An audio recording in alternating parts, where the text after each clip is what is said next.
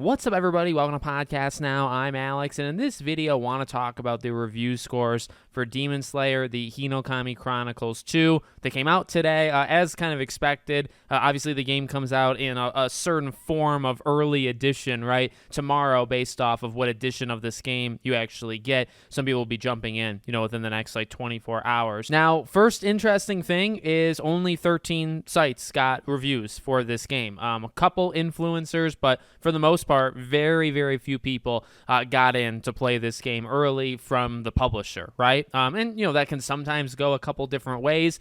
To be honest, this settled at a nice, fine score. It's actually a score I legitimately think I predicted in the YouTube Shorts video I did a few days ago. So it's got a 76, right? 7.6 out of 10, 76 out of 100, however you want to do it. 76 based off 13 people. So look, it's not a be-all, end-all. What I like to do in these videos is just kind of say what they said, right? It's their opinion. We get to decide on the game, whether you're playing it tomorrow or you're playing it early next week, whenever it is. We'll get to decide our own opinions, which are much more important, right? But what are they saying? Is there anything that's kind of a common theme amongst all of them? And to be honest with you, with the little amount of people that talked about it, you actually immediately see reoccurring themes. Everybody is kind of saying the exact same thing. I think it's just how much stock you put into each separate thing, because this game is getting a lot of sevens, right? I mean, how it gets to a 76 is you got a lot of sevens, and you have a couple 8.5s, and you even have,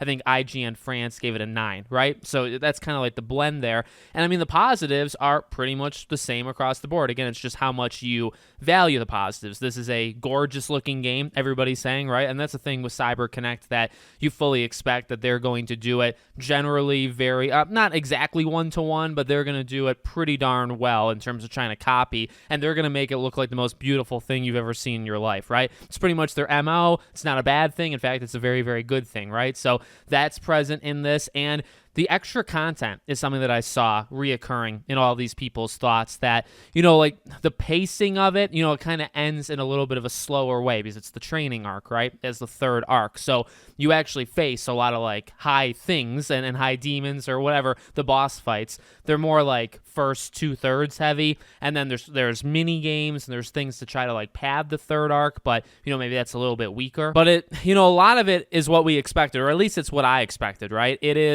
There's improvements here and there. They're trying to do some touch-up stuff, but if you wanted them to revolutionize anything, the answer is they did not, right? That, and that's pretty much what you're getting from everybody is hey, if you liked the first game, what does the second game have? It's got 3 new arcs, right? And it does it very, very good in terms of that one-to-one. It's going to look beautiful. It's going to feel pretty good. The combat has a couple different tweaks of how they do the heavy attacks now versus how they did in the past, dual kind of finisher moves, right? Ultimate moves. So you've added that. They have a roguelike mode, right? Where you're training with the Hashiras and you're going through a board game and you move to spots and you have to beat different people with different conditions, right? And then eventually you want to get to the final boss. So there's extra content. There's side content, right? And that's something that they even talked about, the developers leading into the game, is that, hey, is it just going to be going around and picking things up? Well, what I saw is that is largely what you do. You still go around,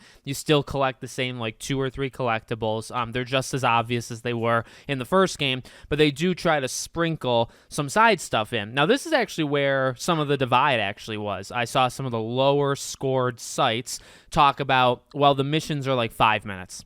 How special can they really be? They're not, and they add very little. Then I actually saw people that gave it 8s and above that talk about, yeah, it's short and it doesn't maybe revolutionize anything, but it was a nice little add that it's not just you going around collecting things. That's a part of it. But now, you'll hear a little nice side story and it'll be a 5-minute mission. You do it, you beat it, and you move on. It not only pads it a little bit, but it's just something that's kind of fun that's there. So that is where I feel depending on what the expectations are, you'll like it or not like it, right? If you want multiple, say, like half-hour side missions, which, I mean, these type of games can have that. They rarely do, right? Or they're capable of having it, is, you put them in and you can kind of expand the lore. You can kind of do whatever you want. You can pad the length and you can literally just make side missions, right? But if that's what you're expecting, that's not what you're getting, right? You're getting a couple minutes here and there. I saw a lot of people that said, like, get popcorn out and put the controller down because